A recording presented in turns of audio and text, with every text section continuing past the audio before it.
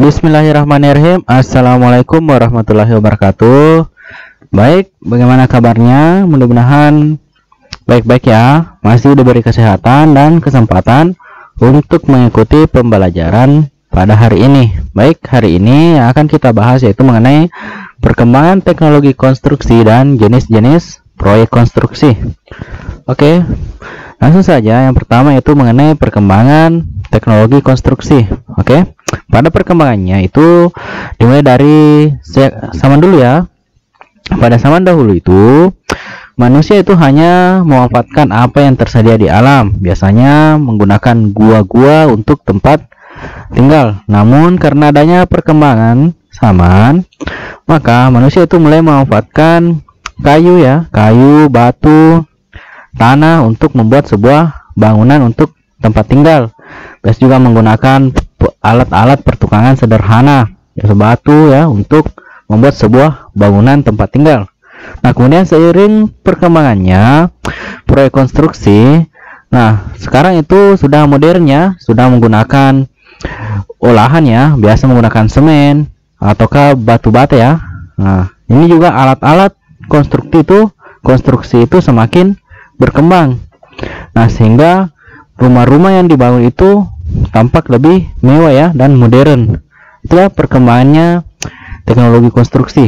Yang pertama mulai dari hanya menggunakan atau memanfaatkan dari alam, kemudian sudah mulai bisa membuat ya rumah sederhana dan semakin berkembang sehingga menghasilkan sebuah perumahan yang modern. Oke, bisa dipahami mengenai perkembangan teknologi konstruksi.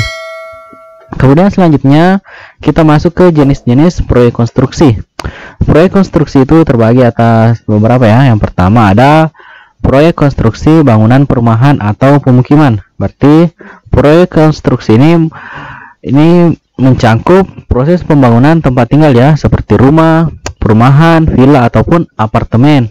Nah, kegiatan pembangunan ini bisa bersifat pribadi atau biasa bersifat perorangan ya, ataupun secara massal. Biasa pembuatan BTN ini ya. Nah, ini contohnya ya. Ini biasa pembuatan rumah ya. Itu semua bangunan yang ditempati untuk tinggal. Nah, itu termasuk proyek konstruksi bangunan perumahan ya, atau pemukiman. BTN, villa dan lain-lain ya, itu masuk ke proyek konstruksi bangunan perumahan. Intinya kalau perumahan itu berarti untuk ditempati tinggal ya. Kemudian jenis kedua ada proyek konstruksi bangunan gedung. Nah, kalau bangunan gedung ini pekerjaannya dilakukan karena tipe proyek ini menekan pada pertimbangan konstruksi ya. Artinya ini harus praktis dan harus sesuai dengan peraturan bangunan setempat. Ini biasanya digunakan untuk pembangunan perkantoran. Nah, kalau di kota-kota besar itu gedung-gedung ya bertingkat.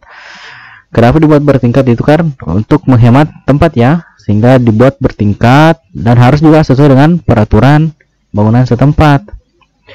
Kalau untuk konstruksi ini kebanyakan untuk penggunaan kantor ya, kantor, sekolah dan lain-lain.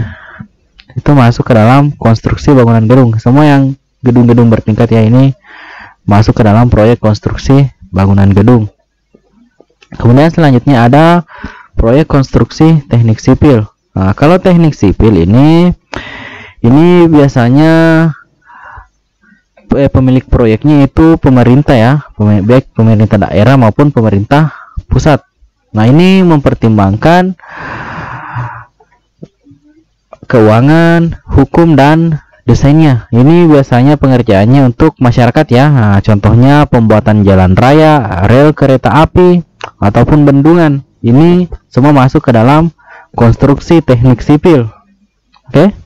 Kemudian ada proyek konstruksi bangunan industri. Nah, kalau bangunan industri berarti itu pertambangan ya. Proyek konstruksi ini menyangkut desain dan konstruksinya. Oke, ini contohnya pembangunan tambang ya, tambang batu bara, batu kapur, nikel, semua tambang-tambang masuk ke dalam proyek konstruksi bangunan industri. Itu jadi ada 4 ya proyek konstruksi. Ada yang pertama untuk bangunan perumahan ya atau pemukiman, itu khusus untuk menangani bagian perumahan.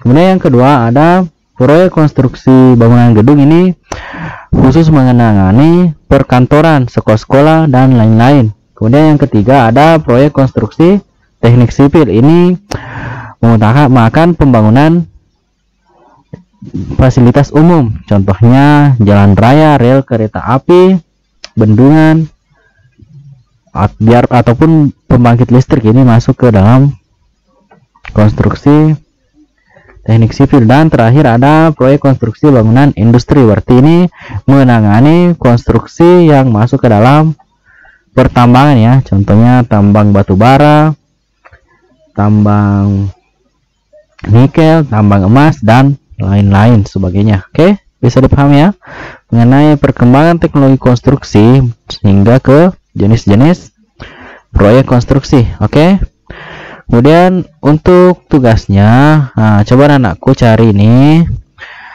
coba perhatikan konstruksi bangunan yang ada di sekitar daerahmu.